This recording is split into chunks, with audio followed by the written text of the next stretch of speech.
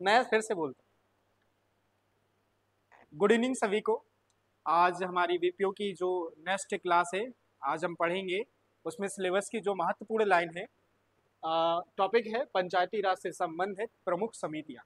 हमें समितियों में सबसे जो महत्वपूर्ण समितियां थी, जैसे बलवंत राय मेहता समिति, अशोक मेहता समिति और गाडगिल समिति हो, थोंगन समिति हो, जो महत्वपूर्ण समितियां हैं, बड़ी बड़ी जो समितियां बनी थी, जिनकी रिकमेंडेशन किसी न किसी राज्यों ने अपनाए, किसी न किसी सरकार ने अपनाए, तो वो समितियां बहुत ज़्यादा इंपॉर्टेंट होती हैं।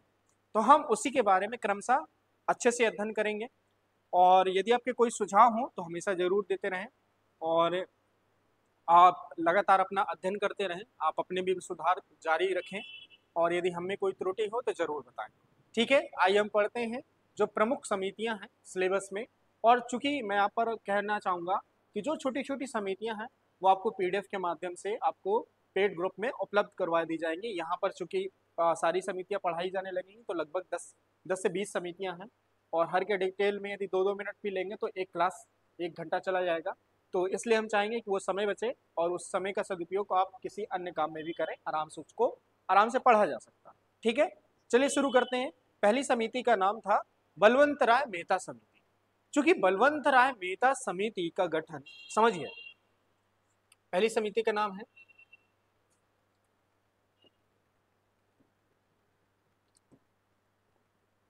पहली समिति का नाम है बलवंत राय मेहता समिति।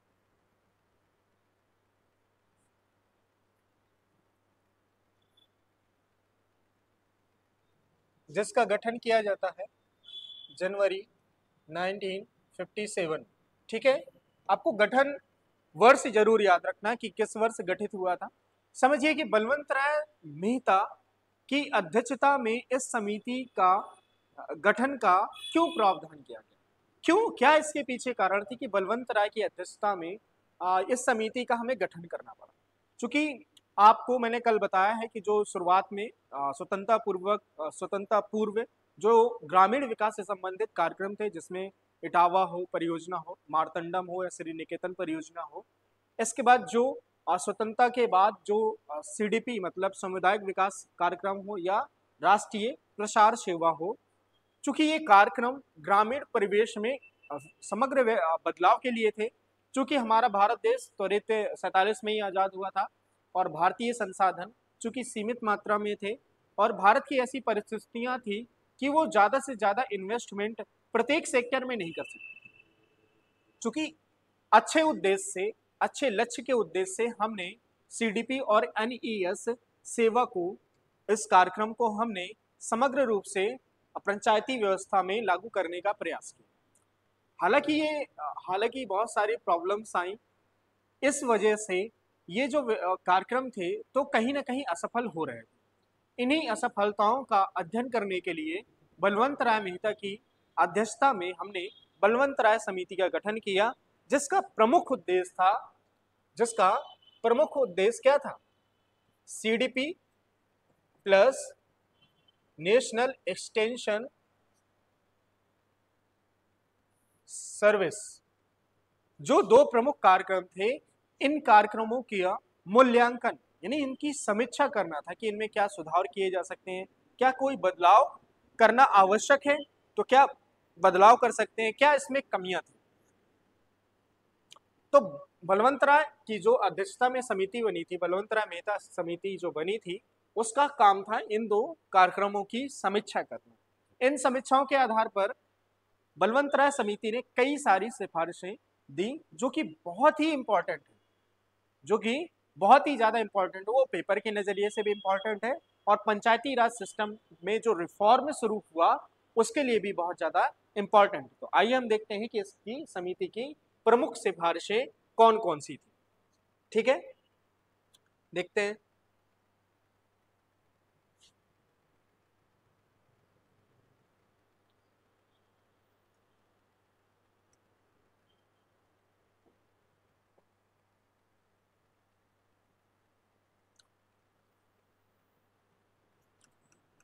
बलवंत राय मेहता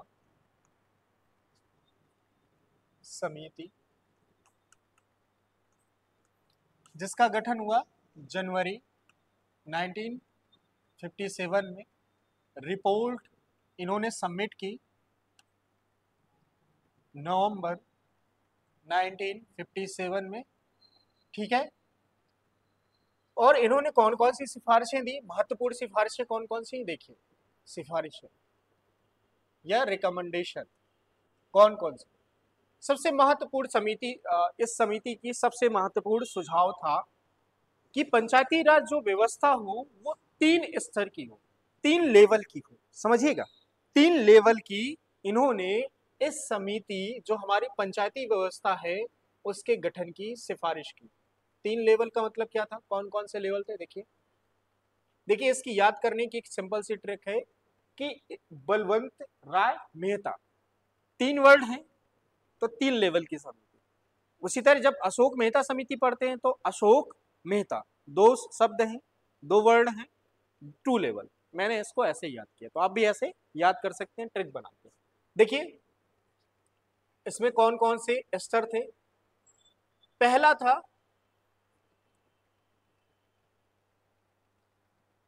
था जिला, दूसरा था ब्लॉक, तीसरा था विलेज, ठीक है। पहला क्या था, जिला, फिर दूसरा था ब्लॉक, तीसरा क्या था, विलेज। और इनमें जो स्थापित संस्था थी या संगठन का निर्माण किया गया था उनका नाम अलग अलग था। एक का नाम था जिला परिषद, दूसरे का नाम था पंचायत समिति और तीसरे का नाम था ग्राम पंचायत। नीचे क्या थी, ग्राम पंचायत,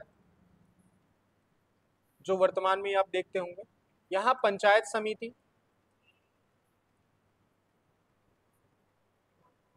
और ये यहां पर थी जिला में, जिला लेवल पर जिला परिषद।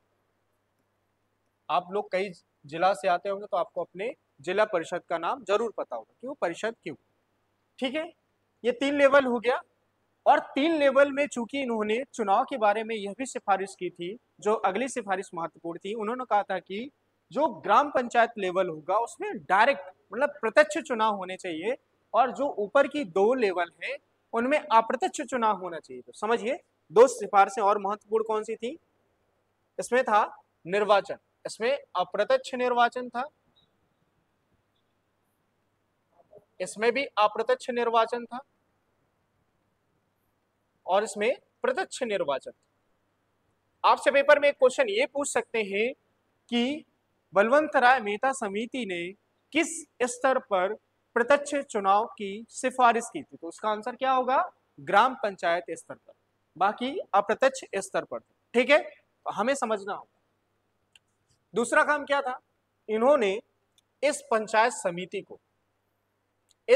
समिति को सबसे महत्वपूर्ण निकाय माना और कहा कि यह पंचायती राज व्यवस्था में एक तरह की ये कार्यकारी निकाय होनी चाहिए। एक तरह से क्या कौन सी निकाय होनी चाहिए, कार्यकारी निकाय। उसको देख लेते हैं।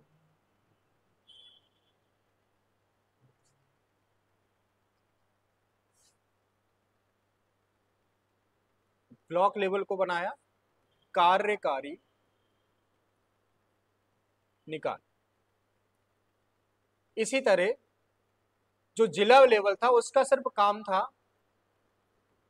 पर्यवेक्षक का, मतलब आप सिर्फ निगरानी कीजिए और समन्वय कीजिए। कार्यक्रम में कोई भी होता है, कोई भी कार्यक्रम शुरुआत किया जाता है तो उसमें एक पर्यवेक्षक की नियुक्ति कर दी जाती है, जिसका काम होता है उस कार्यक्रम की मूल्यांकन करना, समय समय पर वो उस कार्यक्रम सही ढंग से चल रहा है या कोई उसमें कमी रह गई है तो उस पर निरंतर निर्देश देने की प्रक्रिया अपनाई जाती है। तो आप समझिए 3 लेवल, 3 संगठन, चुनाव का तरीका अलग था, और जो मुख्य बात कही थी उन्होंने कहा था ब्लॉक लेवल को ही संपूर्ण कार्यकारी निकाय मानना चाहिए। क्वेश्चन एक बार पीसीएस लेवल पर एक क्वेश्चन आ चुका है कि किस समिति ने पंचायती राज व्यवस्था को सर्वप्रमुख कार्यकारी निकाय घोषित किया था। ये क्वेश्चन इस घुमा के रूप में भी आया था कि बलवंत राय मेहता समिति ने किसे कार्यकारी निकाय के रूप में सिफारिश दी थी। तो कौन सी थी? बलवंत का मतलब क्या होता है? B for Balwant, B for block. आप ऐसे ट्रिक से याद भी कर सकते हैं, ठीक है। समझिए, पर्यवेक्षक थी, कार्यकारी थी और विलिस था। चूंकि कार्यकारी निकाय थी तो उन्होंने कहा कि एक सिफारिश और की, महत्वपूर्ण सिफारिश ये थी कि जो कार्यकारी सिस्टम है उन कार्यकारी सिस्टम को संपूर्ण, मतलब गांव से संबंधित जितने भी प्रोजेक्ट हों उन्हें कार्य करने का सुझाव दिया। मतलब कितने भी संपूर्ण, मतलब समग्र कार्य इन्हें सौंपे। और एक चीज और सिफारिश की, वो क्या थी? कहा कि जो यदि कोई काम होगा तो उसमें काम होगा तो इन्हें पर्याप्त रूप से फंड में मिलना चाहिए, पर्याप्त रूप से इन्हें फंड या संसाधन की व्यवस्था भी इन्हें करना चाहिए। अन्यथा इनके पास वित्त नहीं होगा तो ये कोई काम नहीं कर पाएंगे।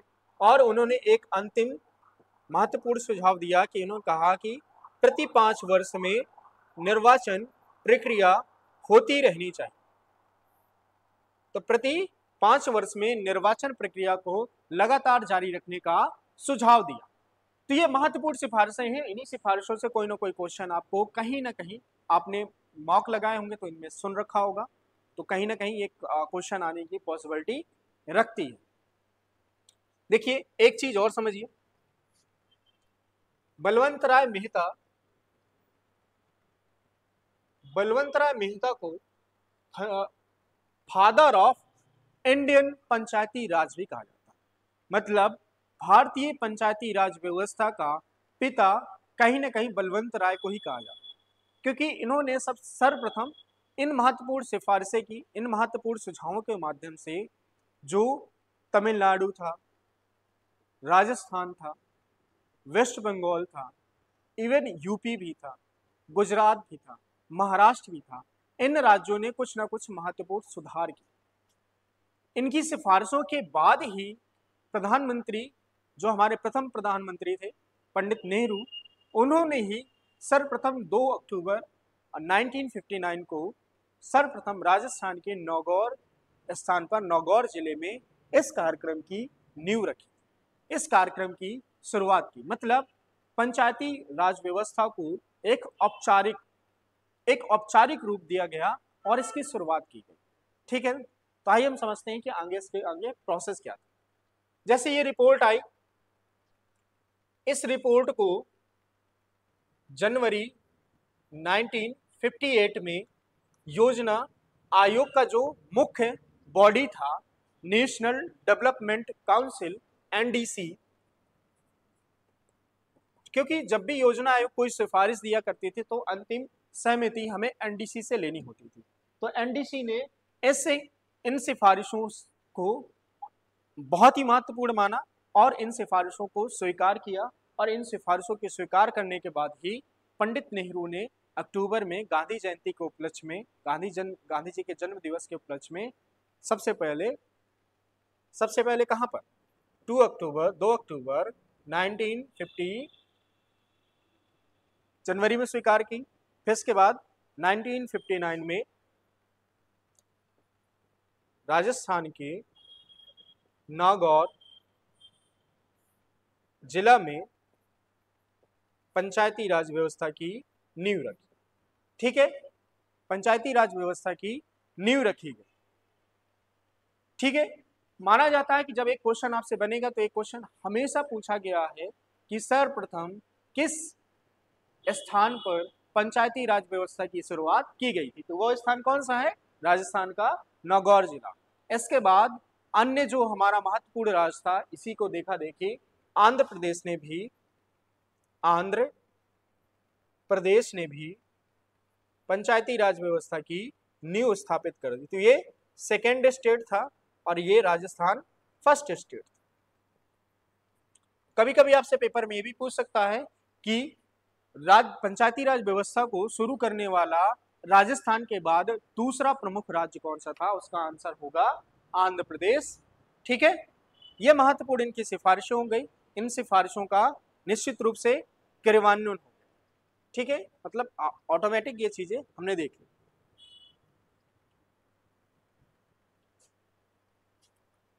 अगली देखते हैं, अगली कौन सी महत्वपूर्ण समिति है। अगली महत्वपूर्ण समिति है अशोक मेहता समिति। बहुत ही ज्यादा इंपॉर्टेंट, अशोक मेहता समिति। चूंकि अशोक मेहता समिति का गठन 1977 में किया गया था, इस समय चूंकि परिवर्तन का दौर चल, समझिए इस समय क्या था, चूंकि हाल कुछ ही 75 में ही इमरजेंसी लगाया गया था, और 2 वर्षों के पश्चात जब इमरजेंसी को हटाया गया तो जो इंदिरा गांधी की सरकार थी उन्हें हार का सामना करना पड़ा और जनता पार्टी की सरकार बनी, उसमें प्रधानमंत्री मोरारजी देसाई बने। ठीक है, इन्हीं के ही कार्यकाल में दिसंबर 1977 में अशोक मेहता की अध्यक्षता में एक समिति का गठन किया गया, जिसका काम यही था कि पंचायती राज व्यवस्था को कैसे सुधार किया जाए, कैसे सुधार किया जाए। ठीक है, तो इन्होंने अपनी रिपोर्ट अगस्त 1978 में सरकार को सौंपी और लगभग 132 सिफारिशें अपनी रिपोर्ट में इन्होंने की, 132। लेकिन मैं आपको यहाँ 132 की 32 आपको रिपोर्ट की सिफारिशें पढ़ाने लगूं तो क्लास शायद इसी में खत्म हो। तो हमें सबसे पहले देखना है कि प्रमुख उनकी सिफारिशें कौन, जिन्होंने क्रांतिकारी बदलाव उस संस्था में, उस संगठन में कर दिया। चूंकि बलवंत राय मेहता ने जो महत्वपूर्ण सिफारिशें की थी उनका क्रियान्वयन प्रत्येक राज्य में अपने स्तर पर किया गया, अपने अपने संसाधनों को देखते हुए किया गया। लेकिन जो महत्वपूर्ण सुझाव, महत्वपूर्ण सुधार थे, चूंकि इसी समय इमरजेंसी का दौर आया था तो समाज पुनः एक तरह से कमजोर हुआ था।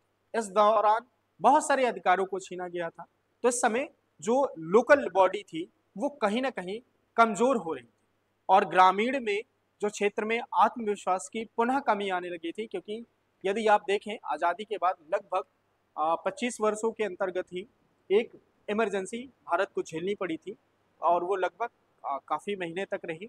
इसलिए हमें समझना होगा कि ग्रामीण जीवन को प्रमुख रूप से पुनर्जीवित करने के लिए इन समिति ने क्या सिफारिशें की। तो आइए देखते हैं क्या क्या सिफारिशें की।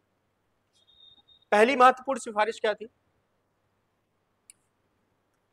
चूंकि बलवंत राय मेहता ने 3 स्तरीय समिति की बात, 3 स्तरीय पंचायती राज व्यवस्था की बात की, इन्होंने क्या किया, इन्होंने कहा कि टू लेवल, मैंने कहा 2 शब्द है ना, एक अशोक एक मेहता, इसलिए 2 लेवल, उसमें बलवंत राय मेहता, उसमें 3 वर्ड। इन्होंने कौन से स्तर माने प्रमुख रूप से, इन्होंने कहा कि ग्राम पंचायत को इन्होंने प्रमुख रूप से सक्रिय रूप से सम्मिलित नहीं किया और ग्राम पंचायत की जगह उन्होंने कहा कि जो 15,000 से 20,000 जनसंख्या वाले गांव हैं उनका एक समूह बना दीजिए और उन्हें डायरेक्ट जो पंचायत समिति का रूप दे दीजिए, जिसे मंडल पंचायत के रूप में भी कहा गया। मंडल का मतलब होता है जो थोड़ा सा गांवों का समूह, उसे मंडल पंचायत। ठीक है, तो इन्होंने 2 भागों में बांटा, एक था जिला, दूसरा था मंडल, जिला और मंडल। जिला लेवल पर इन्होंने जिला परिषद का सुझाव दिया और मंडल पर इन्होंने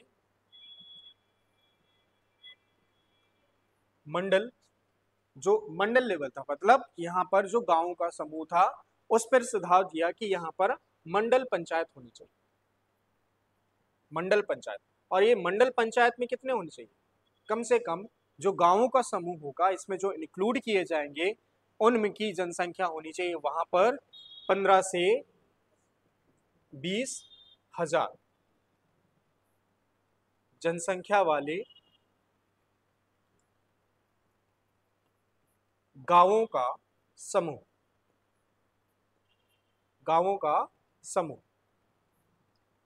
अशोक मेहता की एक और बहुत ही ज्यादा इंपॉर्टेंट बात यह थी कि इन्होंने कहा कि जो जिला लेवल होगा, जिला जो जिला स्तरीय होगा, जो जिला लेवल पर जिला परिषद होगी, ये प्रमुख रूप से कार्यकारी होनी चाहिए, कार्यकारी निकाय। उन्होंने कहा कि जिला लेवल ही मुख्य रूप से उसका वर्किंग हेड होना चाहिए और सारे के सारे काम जिला लेवल पर ही करने चाहिए। ठीक है, वहां पर क्या था, बलवंतराय मेहता में पंचायत समिति कार्यकारी थी और यहाँ पर क्या है, जिला परिषद कार्यकारी निकाय। ठीक है, ये बहुत ज्यादा इंपॉर्टेंट सिफारिश है। अगली महत्वपूर्ण सिफारिशें कौन सी है, जो छोटी छोटी हैं लेकिन है इंपॉर्टेंट। अगली सिफारिश में क्या था, इन्होंने कहा कि जो इलेक्शन होने चाहिए, चूंकि देखिए कोई भी पंचायत समिति होगी, कोई भी पंचायत लेवल पर कोई भी संगठन का गठन किया जाएगा तो उसमें चुनाव जरूर होने चाहिए। और उन चुनाव की प्रक्रिया में उन्होंने सुझाव दिया कि जब चुनाव हो तो प्रत्येक स्तर की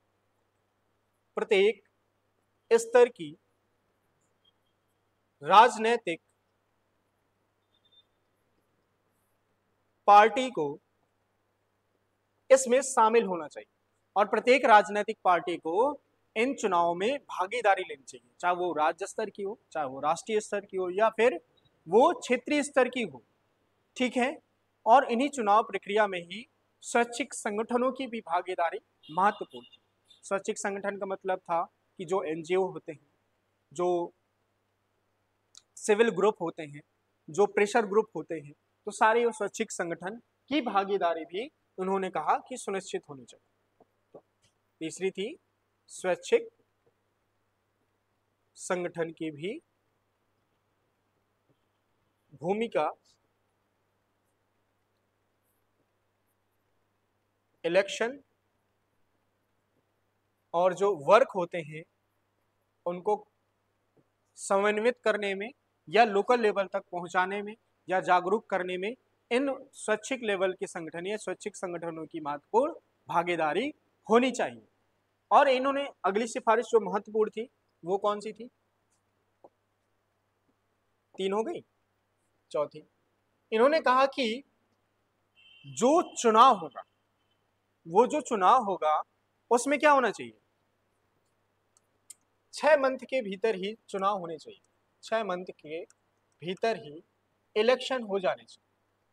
उन्होंने कहा कि जो हमने सिफारिशें दी हैं, हम इन सिफारिशों में एक महत्वपूर्ण सुझाव ये भी देते हैं कि जब भी सिफारिशें लागू की जाए तो त्वरित रूप से चुनाव की प्रक्रिया अपना देनी चाहिए। चूंकि आप एक नया प्रोविजन पढ़ते होंगे कि जब भी ग्राम पंचायत को भंग किया जाता है, लोकल लेवल की जो बॉडी को भंग किया जाता है, तो कोशिश ये की जाती है कि उसमें 6 महीने के अंदर चुनाव करवा ली जाए। तो वो वही सिफारिश है जो 6 महीने के अंदर चुनाव करवाने की प्रक्रिया अपनाई गई। ठीक है, अगली महत्वपूर्ण सिफारिश कौन थी, उन्होंने कहा कि जो एससी और एसटी वर्ग है उन्हें उनकी जनसंख्या के आधार पर रिजर्वेशन मिलना चाहिए, जनसंख्या के आधार पर आरक्षण मिलना चाहिए। यहां पर उन्होंने महिलाओं के बारे में कोई स्पष्ट रूप से नहीं कहा, इन्होंने एससी और एसटी रिजर्वेशन के बारे में कह दिया। ठीक है, समझ रहे हैं ना, यहां पर महिलाओं के बारे में नहीं कहा। तो हो सकता है क्वेश्चन आपसे पूछा जाए कि किस समिति ने पहली बार एससी एसटी को जनसंख्या के आधार पर आरक्षण देने की सिफारिश की, तो उसका नाम होगा अशोक मेहता समिति। ठीक है, अगली क्या थी, उन्होंने कहा कि सोशल ऑडिट, उन्होंने कहा कि सोशल ऑडिट जो प्रत्येक काम करवाए जाएंगे जिला स्तर पर, उन सभी कार्यक्रमों का सोशल ऑडिट होना चाहिए। सोशल ऑडिट का मतलब होता है कि समाज में जो प्रमुख व्यक्ति होते हैं या फिर जो प्रमुख संस्था होती है, मान के चलिए सामाजिक सोशल ऑडिट का मतलब होता है कि गांव के लोगों के द्वारा ही गांव में जो कार्य होते हैं उनकी सक्रिय निगरानी करना और देखना कि क्या गुणवत्ता युक्त काम हुआ, क्या कितना जो फंड अलॉट हुआ उसमें कितना फंड खर्च हुआ, कितना फंड बच रहा है। मतलब सोशल ऑडिट का मतलब है उसकी ऑडिटिंग करना। लेकिन वो ऑडिटिंग निकाय कौन होगा, वो सोशल मतलब समाज होगा, समाज के लोग ही होंगे उन्हीं से लोग निकल कर आएंगे और सोशल ऑडिट की जाएगी। वर्तमान में भी पंचायती स्तर पर भी सोशल ऑडिटिंग की प्रक्रिया अपनाई जाती है। उन्होंने अगली सिफारिश महत्वपूर्ण कौन सी थी? उन्होंने कहा कि न्याय पंचायत की भी स्थापना होनी चाहिए। न्याय पंचायत, न्याय पंचायत का मतलब था उसकी कुछ शुरुआती दौर में जो केस बढ़ रहे थे भारतीय क्षेत्रों में, चूंकि उस समय सुप्रीम कोर्ट भी थी, हाई कोर्ट भी थे, लेकिन केस बढ़ते हुए केस सरकार के लिए चिंता के विषय थे। उन्होंने कहा कि यदि लोकल लेवल पर ही न्याय पंचायतों का गठन कर दिया जाए तो लोकल लेवल पर ही मध्यस्थता हो जाएगी, आराम से जो छोटे छोटे मुकदमे हैं आराम से खत्म हो जाएंगे, आराम से जो बोझ है न्याय प्रणाली पर वो कम किया जा सकता। ठीक है, एक ये महत्वपूर्ण सिफारिश है। ठीक है, इन्होंने एक सिफारिश और की कि जो मंत्री परिषद होगा स्टेट का, जो मंत्री परिषद होगा उसमें पंचायत से संबंधित एक मिनिस्टर होना चाहिए, मिनिस्टर होना चाहिए। और ये मिनिस्टर का काम क्या होगा? मिनिस्टर का काम होगा समन्वय करना, सारे कार्यक्रमों को देखना, सारी व्यवस्था को समझना, उसका अरेंजमेंट बनाना। ठीक है, तो राज्य मंत्री परिषद जो थी उसमें पंचायत मिनिस्टर का प्रावधान इन्होंने किया। ठीक है, अगला एक इंपॉर्टेंट था, इन्होंने कहा कि जो टैक्सेशन व्यवस्था है और जो वर्क है, बहुत सारे जो वर्क वर्तमान में 29 पंचायतों के दिए जाते हैं, ग्राम पंचायतों को 18 नगर पालिका नगर परिषद को दिए जाते हैं, तो वही काम कहा कि लोकल लेवल पर भी पंचायतों को टैक्सेशन मतलब टैक्स लगाने का प्रावधान करना चाहिए और उन्हें महत्वपूर्ण कार्य सौंपे जाने चाहिए। मतलब अनिवार्य रूप से कहा कि ये अनिवार्य है। और सबसे जो महत्वपूर्ण सिफारिश थी, उन्होंने कहा कि पंचायती व्यवस्था को संवैधानिक मान्यता मिलनी चाहिए। तो संवैधानिक मान्यता का सवाल अब यहां से शुरू होने लगा। ठीक है, लेकिन क्या हुआ? 77 के चुनाव के बाद मोरारजी देसाई की सरकार बनी। इनकी सिफारिशें लागू होने से पहले ही मोरारजी देसाई की सरकार गिर गई और जनता पार्टी की जब सरकार गिर गई, नई सरकार बनी, तो इन सिफारिशों को ठंडे बस्ते में डाल दिया गया। इसलिए इन्होंने जो संवैधानिक मान्यता देने से संबंधित मुख्य सुझाव दिया था वो कहीं ना कहीं वहीं का वहीं रखा रह गया। हालांकि इन सिफारिशों के बाद जैसे कर्नाटक ने, आंध्र प्रदेश ने अपने लेवल पर महत्वपूर्ण सुधार किए। वो चाहते थे कुछ ना कुछ हमारे राज्यों में सुधार हो जाए। तो समझ में आया, ये प्रमुख दो महत्वपूर्ण हम समिति के बारे में पढ़ चुके। अगली समिति के बारे में देख लेते। अगली समिति कौन सी है? अगली समिति का गठन किया गया था 1985 में, जब 84 में इंदिरा गांधी की जब हत्या हो गई थी तो उसके बाद राजीव गांधी प्रधानमंत्री बने। उन्होंने एक GV.K. राव की अध्यक्षता में पंचायती व्यवस्था से संबंधित एक समिति का गठन किया। इस समिति का प्रमुख काम था कि जो उस समय ग्रामीण विकास और ग्रामीण उन्मूलन मतलब गरीबी उन्मूलन के जो कार्यक्रम चल रहे थे उनकी समीक्षा करना। क्या करना था? जो उन्मूलन संबंधी, गरीबी उन्मूलन संबंधी कार्यक्रम चल रहे थे, ग्रामीण विकास संबंधी जो कार्यक्रम चल रहे थे उनकी समीक्षा करना प्रमुख काम। ठीक है, तो क्या हुआ कि GV.K. राव ने लगभग अशोक मेहता जैसे ही सिफारिशें प्रस्तुत की थी। हालांकि उनकी जो 3 से 4 महत्वपूर्ण बातें थी वो बहुत ज्यादा इंपॉर्टेंट है पेपर में पूछने के लिए। उन्होंने कहा कि जब पंचायती व्यवस्था है वो बिना जड़ के घास, एक वर्ड इन्होंने प्रयोग किया, बिना जड़ के घास। समझिए, कभी कभी पेपर में आपसे पूछ सकता है कि किस समिति ने पंचायती सिस्टम को या पंचायती राज को बिना जड़ के घास कहा। तो ये यही समिति थी। ठीक है, ये आपको बहुत ज्यादा इंपॉर्टेंट याद रखनी। और इनकी लगभग अशोक मेहता जैसी सिफारिशें थी कि लेवल्स होने चाहिए और चुनाव होने चाहिए, ETC ETC। तो सारी चीजें देखते हैं कि इनकी महत्वपूर्ण सिफारिशों में क्या था।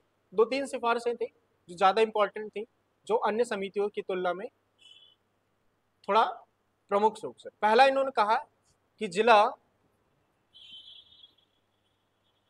परिषद को ही कार्यकारी निकाय होना चाहिए। जैसा कि अशोक मेहता ने ही कहा था कि जिला परिषद को ही या जिला स्तरीय लेवल को ही मुख्य रूप से कार्यकारी निकाय होना चाहिए और सारे काम इन्हीं को सौंपे जाने चाहिए। और उन्होंने कहा कि जो कार्यकारी निकाय का जो मुख्य प्रमुख होगा या जो मुख्य कार्यकारी अधिकारी होगा, CEO होगा, वो होना चाहिए जिला विकास आयुक्त, डिस्ट्रिक्ट डेवलपमेंट कमिश्नर, DDC। ठीक है, इन्होंने इन महोदय इन अधिकारी की नियुक्ति की सिफारिश की और उन्होंने कहा कि इन्हें मुख्य रूप से उस कार्यकारी निकाय का प्रमुख होना चाहिए।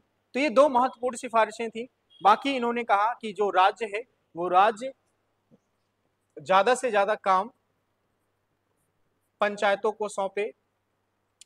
जो इससे पहले भी अन्य समितियां कह रही थी कि ज्यादा से ज्यादा काम पंचायतों को कार्य सौंपे। ठीक है, एक जो महत्वपूर्ण और सिफारिश की थी वो उन्होंने कहा कि हमें नियमित क्रम में चुनाव करवाने चाहिए। चूंकि इमरजेंसी के काल के बाद कुछ बहुत सारे स्टेट में नियमित चुनाव नहीं हो रहे थे, तो सक्रिय भागीदारी लोगों की नहीं हो रही थी पंचायत स्तर पर। इस वजह से यह एक चिंता का विषय था कि नियमित चुनाव कैसे करवाया जाए। तो GV.K. राव समिति ने इनकी महत्वपूर्ण सिफारिशें की, जिन्हें भी देखा गया कि बाद में कालों में लागू कहीं ना कहीं प्रॉब्लम हुई लागू करने में। हालांकि जिला विकास आयुक्त का पद कहीं ना कहीं किसी न किसी राज्य में आज भी देखने को मिल जाता। अगली महत्वपूर्ण समिति कौन सी थी? अगली महत्वपूर्ण समिति है LM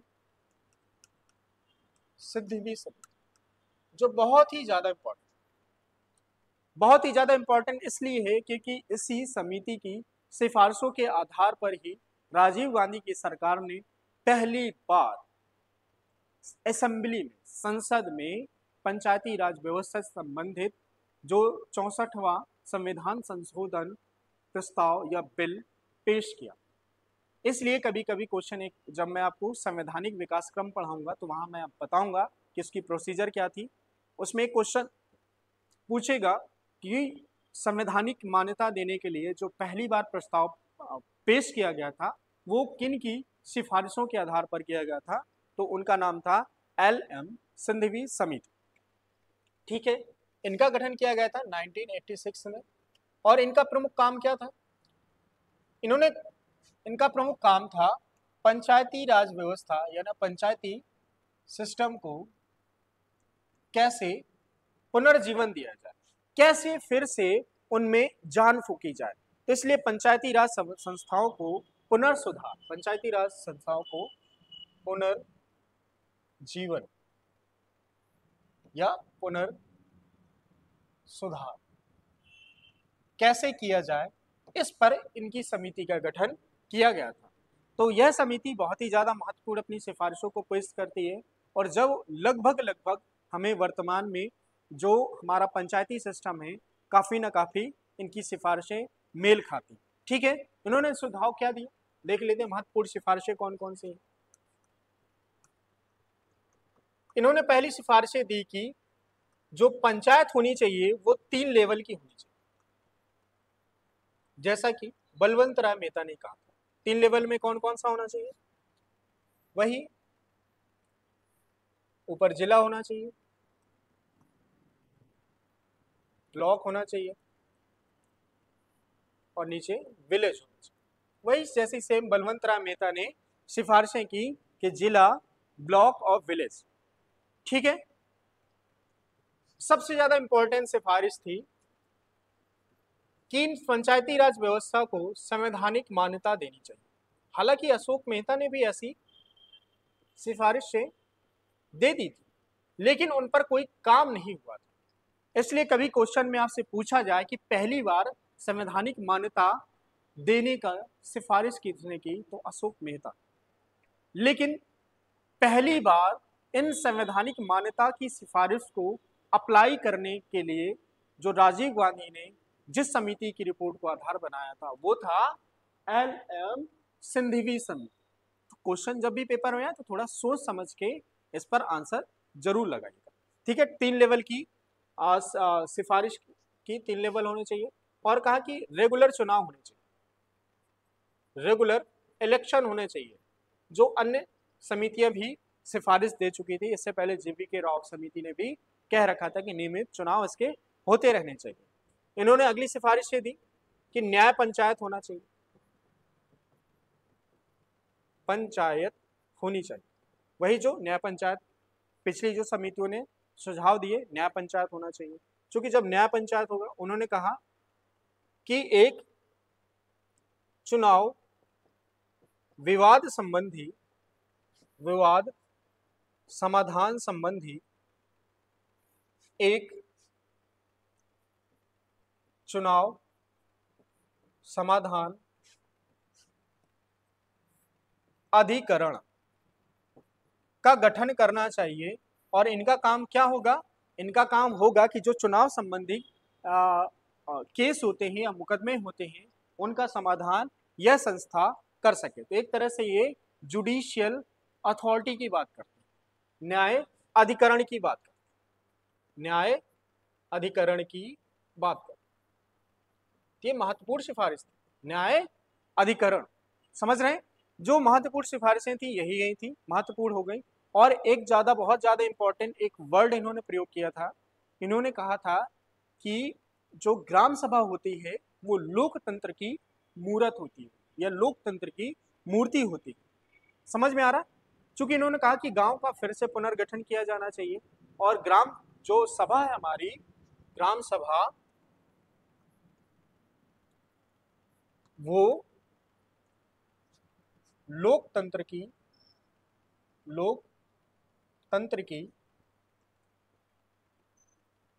मूर्ति।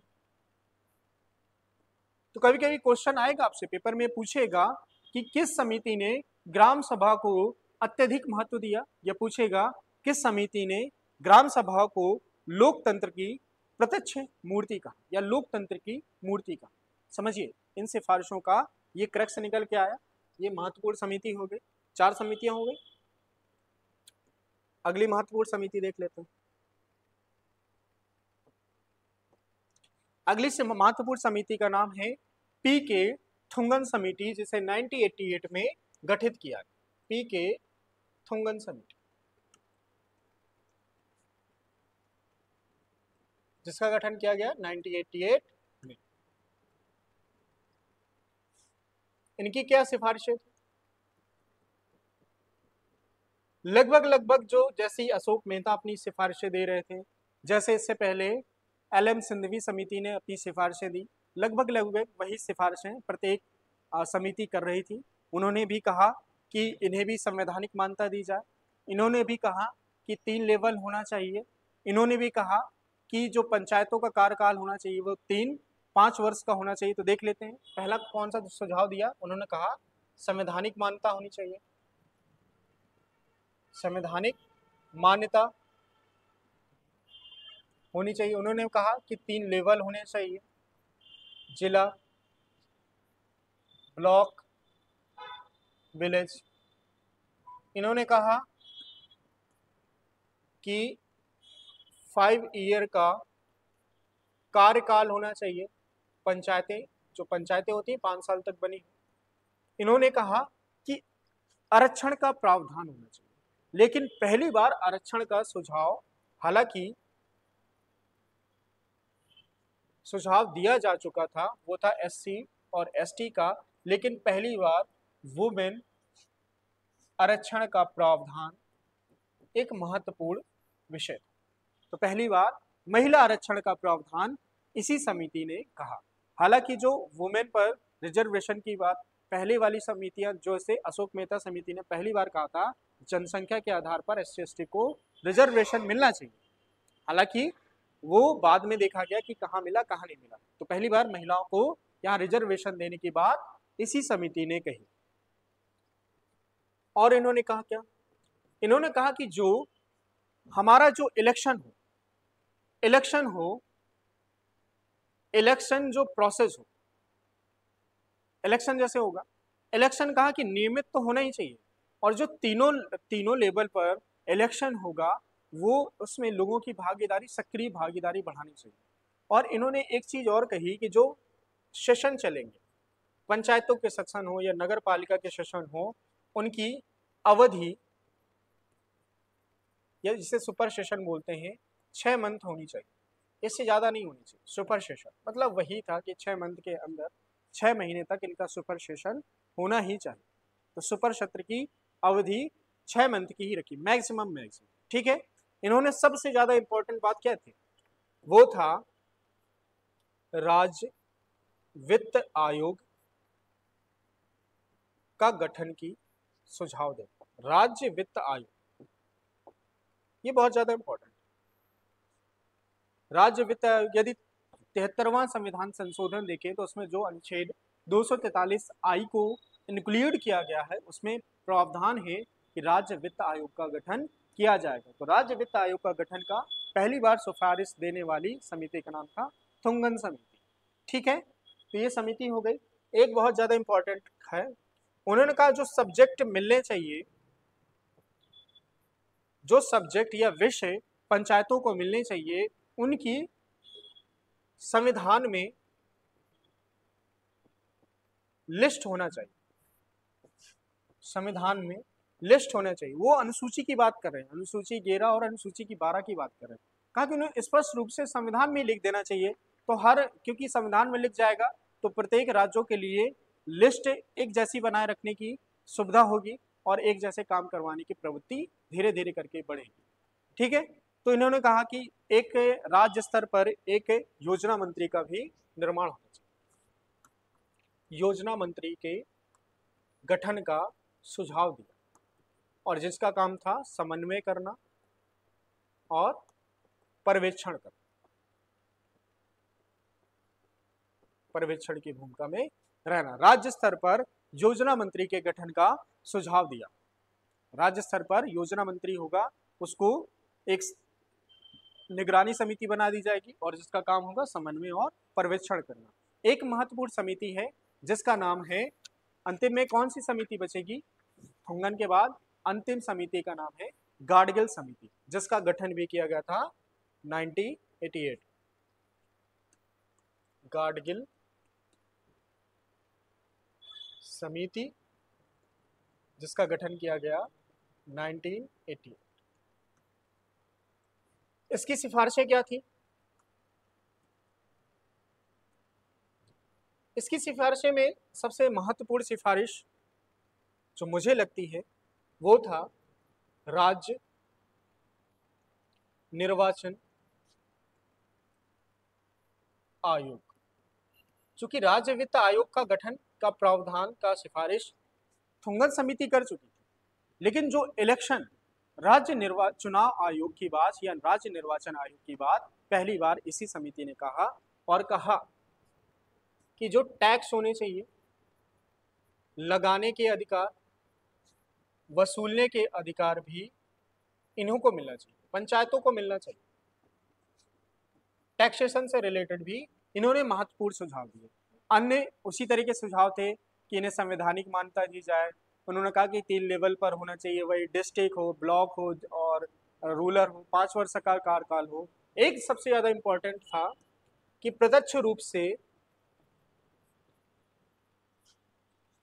चुनाव 3 लेवल पर हो, जिसमें डिस्ट्रिक्ट, ब्लॉक और विलेज, तीनों ही लेवल पर प्रत्यक्ष चुनाव हो। चूंकि यदि हम बलवंत राय मेहता की सिफारिशों की देखें तो उन्होंने ग्राम लेवल पर प्रत्यक्ष की बात की थी, बाकी अप्रत्यक्ष की बात की थी। तो ये बहुत ही ज्यादा प्रभावशाली बात थी कि प्रत्यक्ष चुनाव की बात की।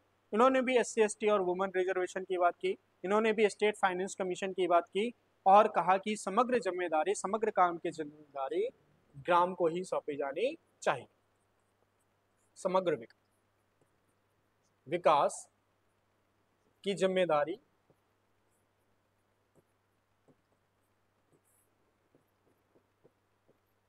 ग्राम को ही सौंपा जाना चाहिए।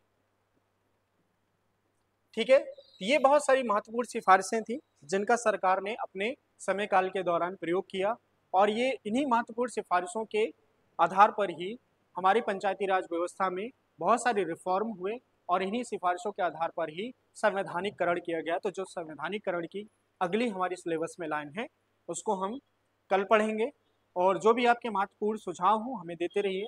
और जो मैंने एक चीज़ आपको पहले ही बता दी थी कि जो हमारी इससे संबंधित पंचायती व्यवस्था संबंधित छोटी छोटी समितियां हैं वो आपको PDF फॉर्म में या पिक फॉर्म में और वो आपको टेलीग्राम ग्रुप में उपलब्ध करवा दी जाएंगी। तो आप उसे क्रमशः लिख लीजिए या रट लीजिए, वो आप देख लीजिए। ठीक है, यहाँ पर महत्वपूर्ण सिफारिशें लिखवा दी गई, इन्हीं से कहीं ना कहीं क्वेश्चन आपको पेपर में मिल जाएगा। तो चलिए कल अगली क्लास पढ़ेंगे जिसमें हम संवैधानिक विकास क्रम के बारे में अच्छे से डिस्कशन करेंगे। अपने सुझाव हमें लगातार देते रहिए। गुड नाइट सभी को, गुड नाइट।